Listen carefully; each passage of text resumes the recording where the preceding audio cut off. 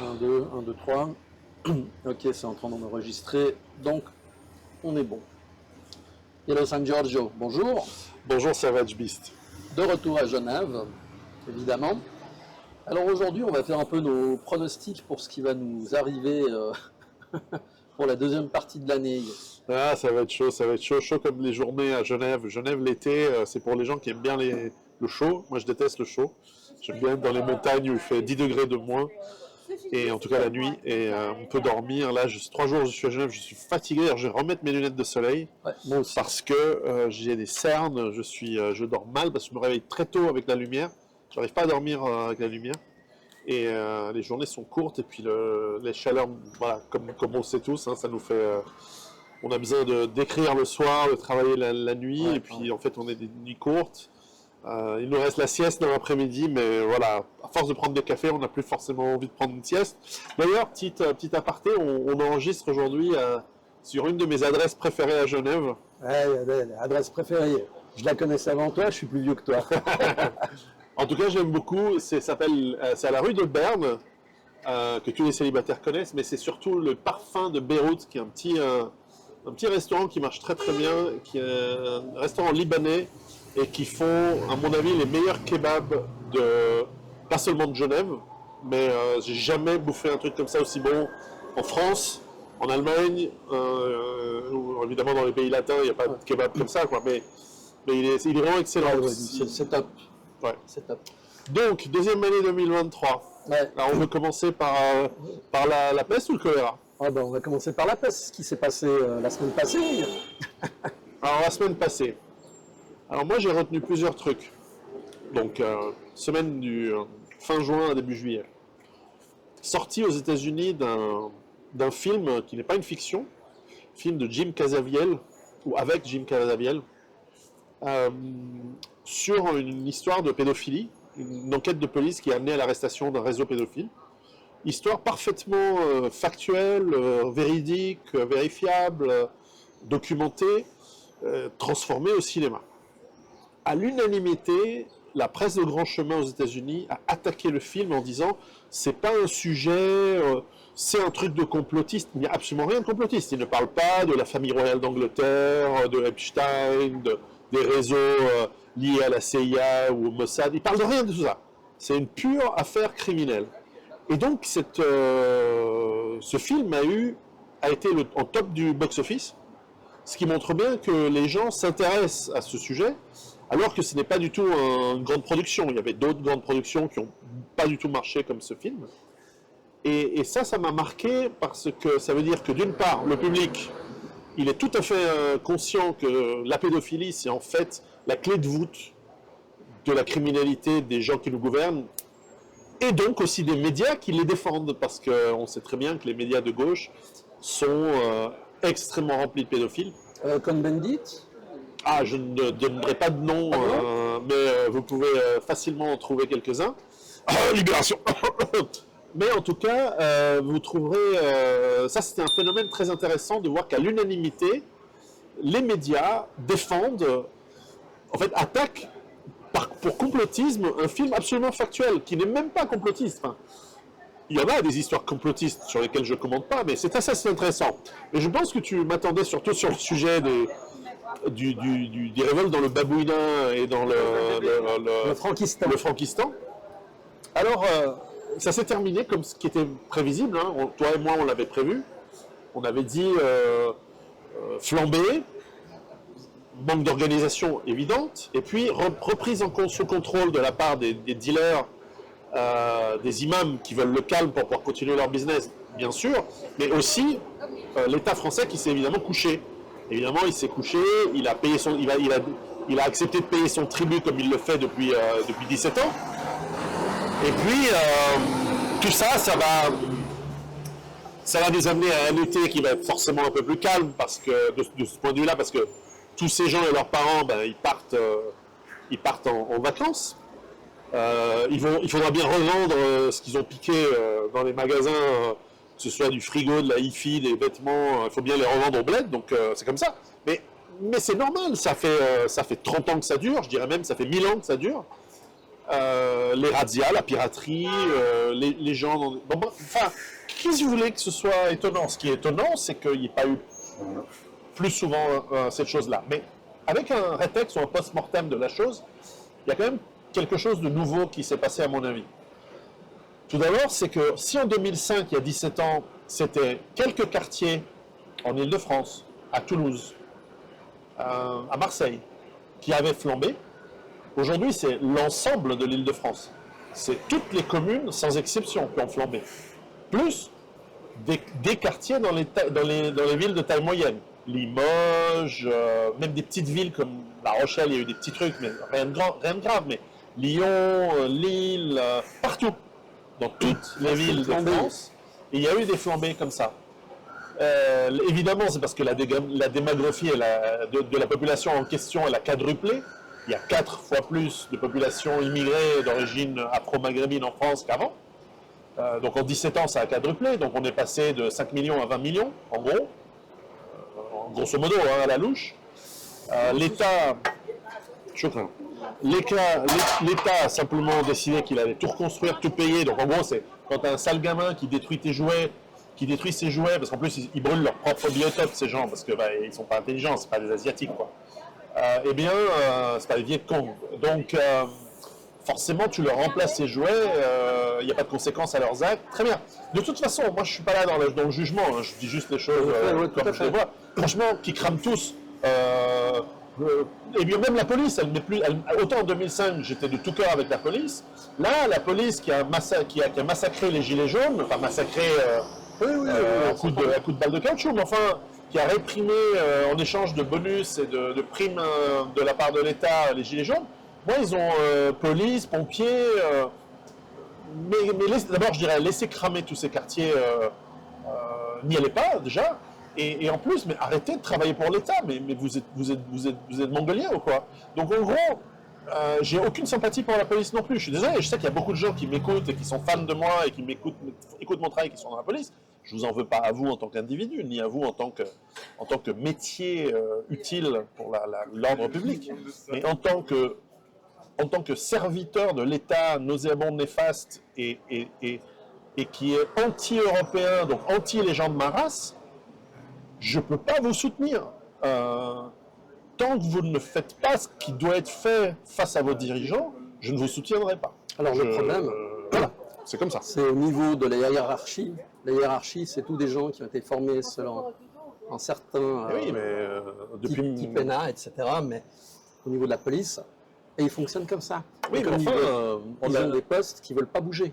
C'est leur rapport. En Allemagne nazie aussi, hein, les chefs de la police, les chefs des unités militaires, ils étaient enféodés au système nazi parce qu'ils avaient des intérêts d'abord financiers, j'ai découvert ça récemment. Les généraux de l'armée allemande étaient très très bien payés pendant la Deuxième Guerre mondiale. Ah mais il y a un truc que tu sais pas. Quand il y en avait qui étaient dans le four avec une pizza, quelle était la différence entre les deux? Le temps de cuisson. Ouais, c'est ça. En tout cas, voilà, en tout cas, il ne faut pas faire du zèle, quoi. Si vous êtes dans la police, vous avez besoin de votre salaire, je comprends. Mais c'est pas le moment de faire du zèle. Et le zèle, c'est pas non plus d'aller péter la gueule aux Arabes et aux Noirs. Tu vois ce que je veux dire? Le problème, l'ennemi, je l'ai dit, mais ça fait 20 ans que je le dis. L'ennemi, ce n'est pas l'islam. L'ennemi, ce n'est pas les individus d'origine immigrée. L'ennemi, c'est l'État qui vous fout dans ce bordel, et aujourd'hui, c'est largement trop tard. Ça va finir en explosion, et je pense que ça, c'était la toute dernière fois où on a eu un calme après. Je pense que la prochaine fois, ça ne s'arrêtera plus jamais. Il y a un truc qui a été intéressant, c'est que moi, j'avais parlé dans une vidéo précédente que les voisins se regroupent de manière à protéger le magasin, les commerçants de leur quartier. Et il y en a qui l'ont fait, qui m'ont contacté, qui m'ont dit j'ai pas de nom, j'ai pas plus d'infos, mais ça a été fait. À Lyon, par exemple, il y a les supporters de FOT qui se sont réunis aussi pour aller interpeller des casseurs. Donc, c'est très bien, il y a un réveil qui commence à se faire, mais on ne sait pas jusqu'où ça va aller. Ouais. Moi, je l'ai dit, hein, et je le redis, et en ce sens, je dois donner raison absolument à Papacito, qui est beaucoup plus suivi que moi sur les réseaux, qui a dit la même chose, et il a tout à fait raison. c'est qu'il faut, certes, on doit se défendre. Hein. Je veux dire, si on vient chez vous, on vous brûle votre maison avec vos enfants dedans, vous avez le droit de vous défendre. Vous avez même l'impérieux devoir de vous défendre. C'est une obligation. Ouais. En revanche, si vous et vos copains vous dites ouais, on en a marre, on n'aime pas ces gens, on va foncer dans le tas avec la bagnole et ensuite on sort avec le fusil à pompe et le machin, alors ça non. Non, non, non, non, non. Vous vous trompez d'ennemi, vous vous trompez de combat. Ces gens, ils ne se rebellent pas contre les Français, ils se rebellent contre la France, ils se rebellent contre le gouvernement français et ils se rebellent contre la République. Et bon, bah, jusque-là, quelque part, je suis pour. Enfin, moi, je n'ai pas d'affection pour ce contre quoi ils se révoltent. Alors évidemment, c'est pas mon peuple, c'est pas mes gens, c'est pas mes. Je ne suis ni africain ni maghrébin. J'ai des amis dans ce monde-là chez eux, mais je n'aime pas non plus la République en France ou la République pédophile, gauchiste. Libéral libertaire, je la déteste aussi. Alors c'est pour ça que je dis depuis 15 ans, partez, vivez loin de tout ce bordel, parce qu'il n'y a pas eu de bordel dans les campagnes, il n'y a pas eu de bordel dans les montagnes, il n'y a pas eu de bordel loin des grandes villes. Laissez que ce beau monde se débrouille, laissez que les boomers qui ont créé l'environnement par leur vote, laissez que les gens qui ont voté 2 fois Macron se démerdent avec tout ça. Moi démerdez-vous.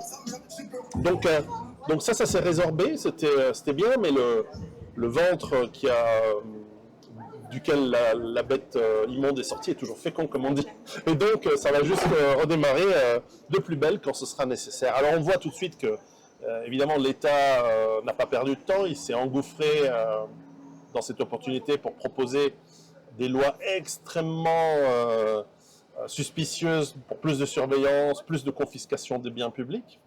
Alors elles n'ont pas été votées visiblement, le débat devait se faire, le vote devait se faire en juillet, il a été repoussé en septembre, mais vous en faites pas. Ils vont trouver des bonnes excuses pour mettre des lois encore plus liberticides et les appliqueront contre la population de souche. Hein, tu as vu qu'ils ont fait comme en Espagne maintenant, les forces de l'État peuvent se servir dans tes stocks sans aucun problème. Oui, après, ça, c'est pas nouveau. Hein, depuis de tout temps, l'État, mais maintenant, ça a été acté. Oui. C'est la différence. Auparavant, il y avait un flou, on va dire.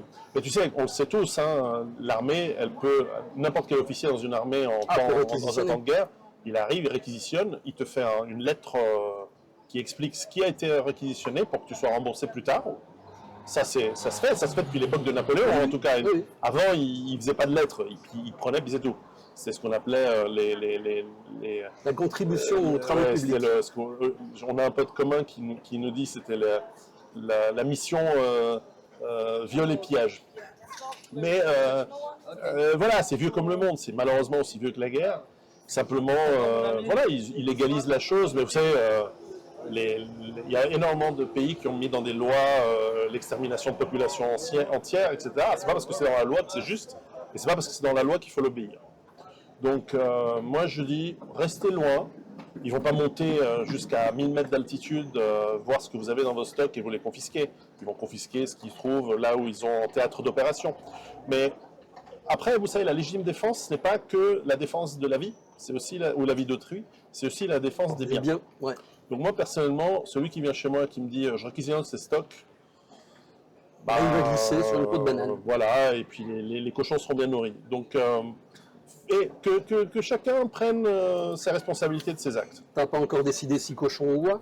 Non, j'ai monté la petite maison pour c'est le même abri pour les cochons ou les oies, et je ne sais pas encore lesquels vont être. Mais en tout cas, l'abri est en train d'être monté. C'est un peu plus compliqué que je pensais. Il faut percer dans le zinc. Bref, j'ai beaucoup de travail dans le jardin en ce moment. Alors, dans les choses qui viennent, on se rapproche du 14 juillet.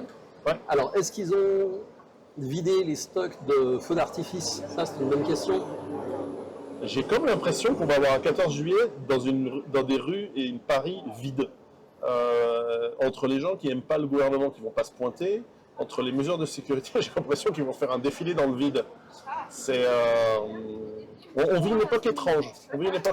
On a un été 2023 étrange. Je le disais que le printemps était calme, beaucoup trop calme. Ouais. Je l'ai dit plusieurs fois, c'est très très calme, y compris en Russie, en Ukraine. aux États-Unis, tout est très très calme. Et je sens que, je sais pas, on a tous un peu un pressentiment qu'il va y avoir un truc. Et en parlant de feux d'artifice, je pense qu'on a un gros risque de très très gros feux d'artifice. Alors, effectivement, moi j'ai parlé avec d'autres personnes qui sont dans le domaine militaire et on arrive à la même conclusion. Préparez vos pastilles de iodure de potassium, des stocks. Faites des sas pour rentrer chez vous, Ouais. quelque chose pour vous décontaminer. Parce que, disons que sur toutes les personnes que j'ai rencontrées, avec qui j'ai discuté du sujet, on arrive tous à la même conclusion, ça va péter. Mais c'est-à-dire que plus l'escalade continue,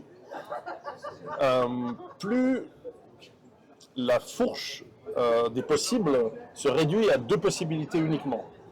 La première, c'est que un des 2 camps, et c'est exclu que ce soit le russe, connaissant les Russes et leur mentalité, parce que, mode de fonctionnement, c'est pas ça. mais il est possible que le camp américain se dise, comme ils l'ont fait en Irak, comme ils l'ont fait au Vietnam d'abord, mais comme ils l'ont fait récemment en Afghanistan, de se dire oui bon, finalement ça ne nous intéresse pas, ça ne nous a jamais intéressé, on s'en va. Comment ça, il y a eu une guerre en Ukraine, on n'est pas au courant, mais non, nous on n'a jamais, je sais pas, on n'en a jamais entendu parler. Quoi? L'Ukraine, on ne sait même pas où c'est. Et qu'ils disparaissent, et que finalement l'OTAN dise on n'est plus là. Ça c'est une option. Ça.